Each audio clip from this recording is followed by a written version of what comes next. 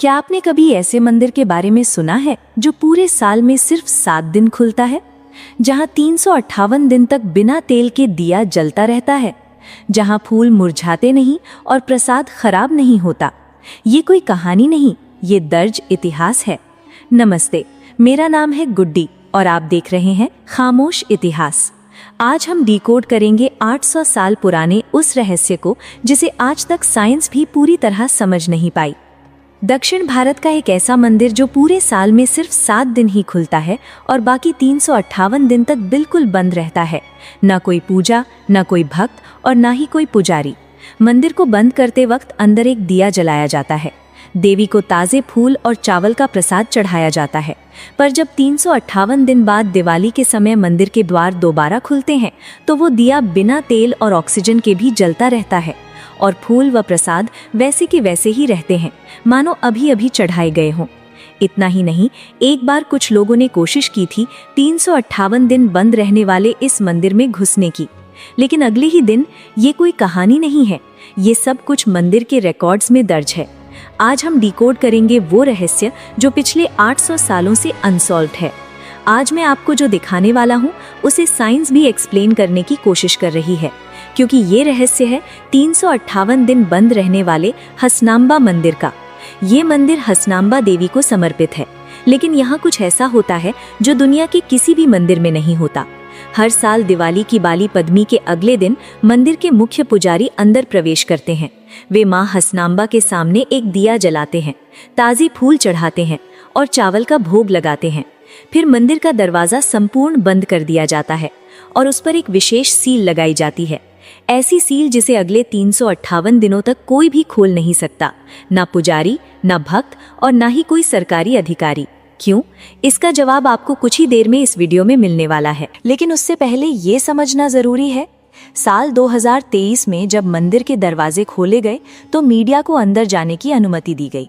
कैमरे चल रहे थे और जो दृश्य सामने आया वो पूरे भारत में वायरल हो गया। वो दिया जो 358 दिन पहले जलाया गया था, अब भी जल रहा था, बिना तेल, बिना ऑक्सीजन के। जब भारतीय वैज्ञानिकों ने गणना की कि एक सामान्य दिया सिर्फ 6 से 8 घंटे तक जलता है, तो ये देखकर सब हैरान रह गए कि ये दिया 8592 घंटे से जल रहा था। तो क्या इसने विज्ञान को चुनौती दी या फिर ये देवी का रहस्य है? लेकिन ये तो बस शुरुआत थी। जब पुजारियों ने प्रसाद की जांच की तो पाया कि 1 साल पहले देवी को चढ़ाए गए फूल और चावल अब भी पूरी तरह ताज़ा थे, मानो अभी अभी देवी को अर्पित किए गए हों। आपके मन में ये सवाल ज़रूर आया होगा कि मंदिर को सिर्फ 7 दिन ही क्यों खोला जाता है? फूल और प्रसाद 1 साल तक कैसे फ्रेश रह सकते हैं? और सिर्फ 200 ml तेल वाला दिया आखिर 358 दिन तक कैसे जलता है? तो आइए जानते हैं इन सभी सवालों के जवाब, उनके इतिहास और असली रहस्य के बारे में। हसनांबा मंदिर भारत के कर्नाटक राज्य के हसन जिले में स्थित एक हिंदू मंदिर है, जिसे 12वीं सदी में होयसल राजवंश के शासनकाल के दौरान बनाया गया था। इसी साल जब मैं यहाँ दर्शन के लिए गया था तो जो मैंने अपनी आंखों से देखा उस पर यकीन करना वाकई मुश्किल था। पिछले साल यानी 2024 में जब मंदिर को बंद करते समय एक दिया जलाया गया था, वो अब भी जल रहा था। हाँ, वही दिया जो पूरे 358 दिन तक बिना किसी इंसान, बिना ऑक्सीजन और बिना तेल की सप्लाई के लगातार जलता रहा। नामुमकिन लगता है? तो आइए देखते हैं आखिर ये कैसे मुमकिन है। एक सामान्य दिया कितनी देर तक जलता है? ज्यादा से ज्यादा 8 से 10 घंटे। उसके बाद तेल खत्म हो जाता है, बाती जलकर राख हो जाती है और लौ बुझ जाती है। लेकिन यहाँ ना कोई तेल भरता है, ना कोई बाती बदलता है और मंदिर के दरवाजे पूरे साल के लिए बंद रहते हैं।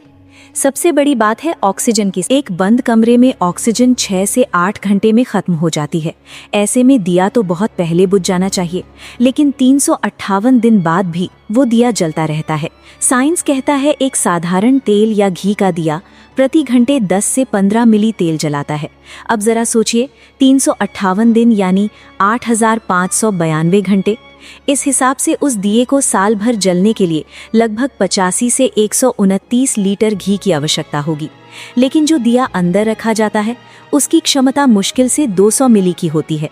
विज्ञान साफ कहता है बिना हवा के कोई भी लौ कुछ ही मिनटों में बुझ जाती है। तो फिर ये दिया कैसे जलता रहता है? इसका जवाब मैं आपको आगे बताऊंगा। क्योंकि 12वीं शताब्दी में देवी ने राजा को एक वरदान दिया था और उसी वरदान की वजह से ये दिया पिछले 800 सालों से आज भी जल रहा है। दोस्तों, आगे बढ़ने से पहले इस वीडियो को एक लाइक करके चैनल को सब्सक्राइब जरूर कर दीजिए और कमेंट में जय माता दी अवश्य लिखिए।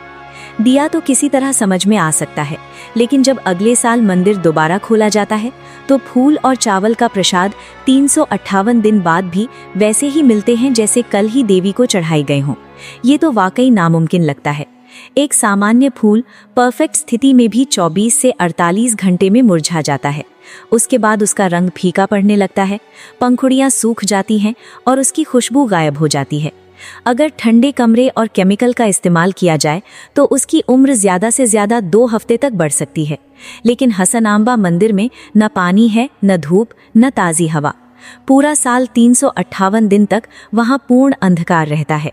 ऐसी जगह पर फूल तो मर जाने चाहिए, सड़कर मिट्टी में बदल जाने चाहिए।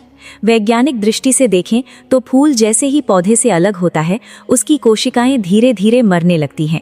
बिना नमी और ऑक्सीजन के वे सूख कर सख्त हो जाती हैं।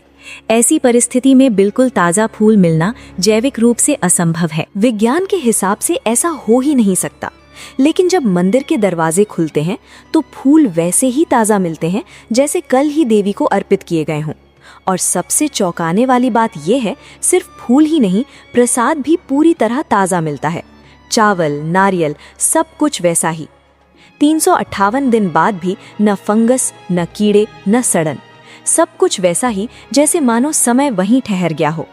मैंने खुद ये नज़ारा 2025 में देखा जब मैं मंदिर के भीतर गया था। मैंने एक पुजारी से पूछा, ये कैसे संभव है? वो मुस्कुराए और बोले, हम भी नहीं जानते। हर साल यही चमत्कार होता है। भक्तों का मानना है कि ये देवी हसनांबा की कृपा है, जो न सिर्फ दिए, फूल और प्रसाद को संरक्षित रखती हैं, बल्कि उन्हें जीवंत बनाकर अपनी उपस्थिति का संकेत देती हैं। ये हमें याद दिलाता है कि जहाँ आस्था सच्ची होती है, वहाँ समय भी ठहर जाता है। अब बात करते हैं उस 800 साल पुराने इतिहास और रहस्य की, जब देवी ने राजा को वरदान दिया था कि 358 दिन तक दिया जलता रहेगा और फूल व प्रसाद कभी खराब नहीं होंगे। इस कहानी की शुरुआत तब होती है जब अंधकासुर नाम का एक राक्षस कठोर तपस्या करके ब्रह्मा जी को प्रसन्न करता है और उनसे अदृश्य होने का वरदान प्राप्त करता है। वरदान मिलते ही अंधकासुर का अहंकार बढ़ गया। उसने मनुष्यों, देवताओं और ऋषि मुनियों को सताना शुरू कर दिया। चारों ओर भय और अराजकता फैल गई। तब सभी देवता भगवान शिव के पास पहुंचे और विनती की कि वो इस राक्षस का वध करें।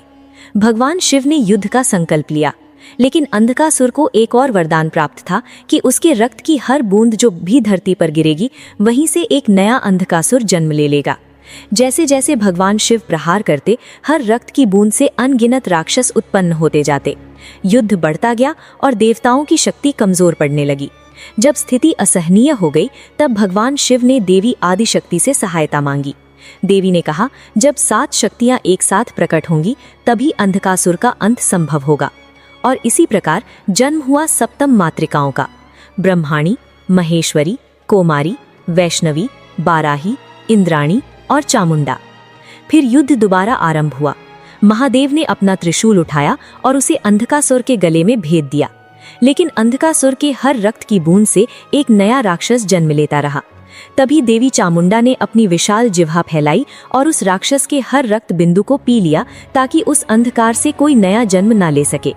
अंततः देवियों की विजय हुई और अंधकासुर भस्म हो गया। तब भगवान शिव ने कहा, हे मातृकाओं, तुम्हारा तेज सदा पृथ्वी पर रहेगा और तुम पृथ्वी लोक पर भक्तों के दुख दूर करोगी। युद्ध के बाद सप्त मातृकाएं पृथ्वी पर अवतरित हुई और विचरण करने लगी। एक बार देवियां वाराणसी से दक्षिण की ओर यात्रा पर निकली। जब वे आकाश मार्ग से हासन के ऊपर से गुजरी तो यहाँ की अद्भुत प्राकृतिक सुंदरता देखकर मुग्ध हो गई और यहीं विराजमान होने का संकल्प लिया। महेश्वरी, कोमारी और वैष्णवी तीनों देवियां चींटियों के टीलों के रूप में रूपांतरित हो गईं। ब्रह्माणी, इंद्राणी और वाराही ने पास के कुओं में निवास किया, जबकि ब्राह्मी देवी ने हासन से लगभग 40 किलोमीटर दूर केचमन्ना होसकोटे में अपना स्थान बनाया। कई सदियों बाद इस भूमि का शासन होयसला राजवंश के एक सामंत कृष्णप्पा नायक के अधीन था। एक रात कृष्णप्पा नायक के स्वप्न में देवी ने दर्शन दिए और कहा, हे राजन, हमने इस पवित्र भूमि को अपना निवास बनाने का निर्णय लिया है। जहाँ तुम्हें 3 चींटियों के टीले एक साथ दिखाई दे, वही हमारा आसन स्थल। वहाँ मेरा मंदिर बनवाओ और वहाँ से मेरी शक्ति सदियों तक विराजमान रहेगी। अगली सुबह कृष्णप्पा नायक ने उस स्वप्न को दैवी संकेत मान लिया। उन्होंने पूरे क्षेत्र की खोज शुरू की और जब एक स्थान पर उन्हें 3 चींटियों के तीले एक दूसरे के पास दिखाई दिए तो वे भाव विभोर होकर नतमस्तक हो गए और बोले, यही वो स्थान है जहां देवी ने मुझे बुलाया है। फिर कृष्णप्पा नायक ने वहीं देवी हस्तनाम्बा मंदिर का निर्माण कराया। अगर आप भी डेली डिकोडिन जैसा अपना YouTube चैनल स्टार्ट करना चाहते हैं तो डिस्क्रिप्शन में टेलीग्राम चैनल का लिंक दिया है, उसको ज्वाइन कर लीजिए। वो आपको 3 मंथ में सक्सेसफुल यूट्यूबर बना देगा। भक्तों की श्रद्धा इतनी बढ़ती गई कि लोग दूर दूर से देवी के दर्शन के लिए आने लगे। देवी हसनाम्बा अपने भक्तों के सभी दुख दूर करती हैं और उन पर अपनी कृपा दृष्टि बनाए रखती हैं। लेकिन जो भी उनके भक्तों को कष्ट पहुंचाता है, देवी उसे कठोर दंड देती हैं। इन्हीं चमत्कारों में से एक कथा बहुत प्रसिद्ध है जिसे सोसे कहा जाता है, अर्थात बहू का पत्थर। 12वीं शताब्दी की बात है। एक श्रद्धालु महिला थी जो देवी हसनाम्बा की अत्यंत भक्त थी। वो हर दिन मंदिर आती, पूरे मन और आस्था से माता की पूजा करती थी। लेकिन उसकी सास हमेशा उसे परेशान करती और उसके धार्मिक कार्यों में बाधा डालती रहती थी। एक दिन जब वो मंदिर में देवी के सामने प्रार्थना कर रही थी तो उसकी सास गुस्से में वहां पहुंच गई। उसने ताना मारा, तुझे क्या ज्यादा जरूरी है, मंदिर आना या घर के काम? और क्रोध में आकर उसके सिर पर एक कटोरा मार दिया। बहू के माथे से खून बहने लगा। वो जमीन पर गिर पड़ी, घायल और पीड़ित हो गई। दर्द और अपमान से टूटी उस बहू ने देवी हसनाम्बा से रक्षा की प्रार्थना की। माँ, अब बस मुझे अपनी शरण में ले लो। उसकी सच्ची भक्ति और पीड़ा देखकर देवी हसनाम्बा ने उसकी पुकार सुन ली। देवी ने उसे पत्थर का रूप दे दिया, पर यह दंड नहीं था, ये सुरक्षा का आशीर्वाद था। देवी ने उसे अपने पास स्थान दिया ताकि कोई फिर उसे पीड़ा न दे सके। देवी ने कहा, तुम सदा मेरे पास रहोगी और धीरे धीरे मेरे चरणों तक पहुंचोगी। ये उसकी भक्ति और त्याग का पुरस्कार था। कहा जाता है, हर साल वो पत्थर, जिसे लोग सोसे कहते हैं, देवी की मूर्ति की ओर धान के एक दाने जितना आगे बढ़ता है और जब वो पत्थर देवी हसनाम्बा के चरणों तक पहुंच जाएगा तब वो मोक्ष प्राप्त करेगी और उसी क्षण कलयुग का अंत हो जाएगा। आज भी सोसे मंदिर के गर्भगृह में देवी की मूर्ति के पास स्थित है। ये पत्थर एक महिला की आकृति जैसा दिखाई देता है। हर साल हजारों भक्त इसके दर्शन करते हैं और अपनी पारिवारिक समस्याओं से मुक्ति के लिए प्रार्थना करते हैं। ये कथा आज भी देवी हसनाम्बा मंदिर की जीवंत परंपरा का हिस्सा है, जहां भक्ति, आस्था और चमत्कार एक साथ सांस लेते हैं।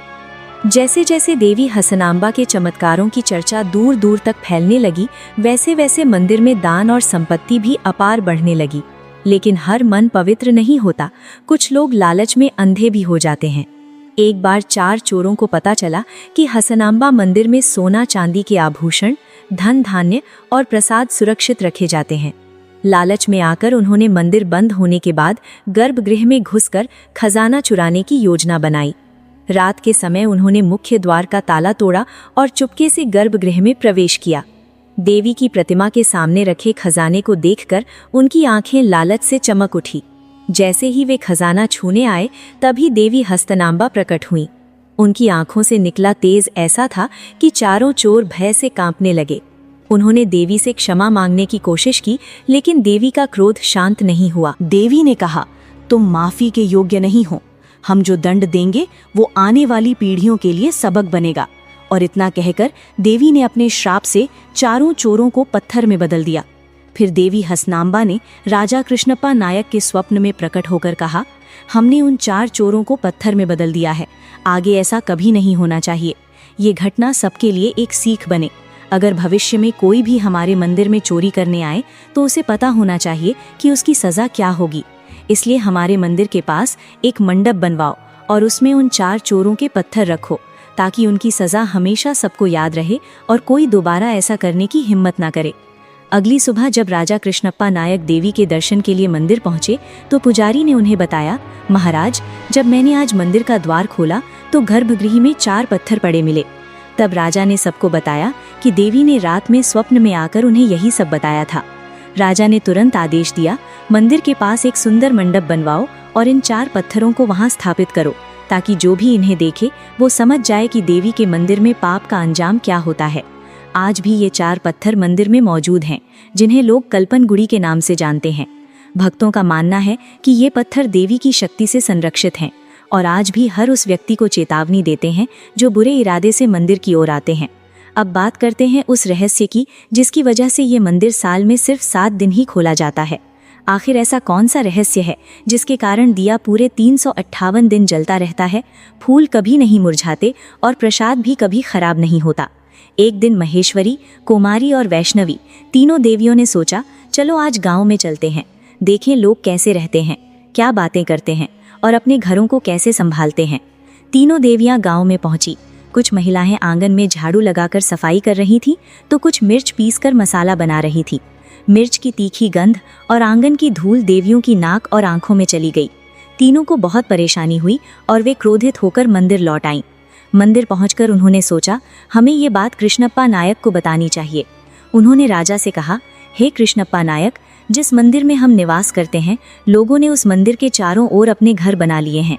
उन घरों से निकलने वाली धूल, मिर्च की तीखी गंध और कूड़े की बदबू हमें असहनीय लगती है। इस कारण हमारा मन अब यहाँ अशांत रहने लगा है। लोगों से कहो कि वे ऐसे मसालों और वस्तुओं का प्रयोग ना करें जिनकी गंध और स्वाद अत्यधिक तीव्र हो। अगर ये संभव नहीं है तो हम ये स्थान छोड़कर हमेशा के लिए चले जाएंगी। कृष्णप्पा नायक धर्म संकट में पड़ गए। ना तो वे अपनी प्रजा से कुछ कह सकते थे और ना ही देवियों को मना सकते थे। वे हाथ जोड़कर विनती करने लगे, हे माँ, आप ही हमारी रक्षक हैं, आप ही हमारी तारणहार, कृपा करिए, कोई मार्ग दिखाइए। माँ कृपा करो, माँ कृपा करो। देवियाँ उनकी भक्ति और विनम्रता से प्रसन्न हो गईं। उन्होंने कहा, आने वाले आश्विन मास की पूर्णिमा के बाद जो गुरुवार आएगा, उसी दिन मंदिर के दरवाजे खोले जाएं। उस दिन से लेकर बलिपद्यमी के दूसरे दिन तक हम भक्तों को दर्शन देंगे। जो भी उस दौरान श्रद्धा और भक्ति से पूजा करेगा, हम उसकी सभी मनोकामनाएं पूरी करेंगी। बलिपद्यमी के दूसरे दिन मंदिर के दरवाजे बंद करने से पहले हमें फूलों से सजाना, 2 दिए जलाना और प्रसाद चढ़ाना, फिर दरवाज़ा बंद कर देना। जब 1 साल बाद मंदिर के द्वार फिर खुलेंगे, तब वे फूल नहीं मुरझाए होंगे और दिए अब भी जलते रहेंगे। ये हमारी उपस्थिति का संकेत होगा। मंदिर का दरवाज़ा खोलने से पहले उसके सामने एक केले का फलदार पेड़ रखना और जैसे ही दरवाज़ा खुले उसे एक ही वार में तलवार से काट देना, तभी हमारे दर्शन संभव होंगे। याद रखना, तुम्हारा राजवंश ही इस परंपरा को निभाएगा और ये रिवाज कलयुग के अंत तक हर वर्ष बिना किसी चूक के चलता रहेगा। आज भी ये परंपरा पिछले 800 सालों से निरंतर चल रही है और हर साल सिर्फ 7 दिनों में 20 लाख से ज्यादा श्रद्धालु देवी के दर्शन करने पहुंचते हैं। तो दोस्तों, यही था वो रहस्य जो पिछले 800 सालों से आज तक चला आ रहा है। अगर आपको ये वीडियो पसंद आया हो तो कमेंट में ज़रूर बताइए और ऐसे ही और रहस्यमयी वीडियो देखने के लिए हमारे चैनल को सब्सक्राइब करना बिल्कुल मत भूलिए। मिलते हैं बहुत जल्द एक नई डॉक्यूमेंट्री के साथ। तब तक के लिए धन्यवाद। जय हिंद, जय भारत।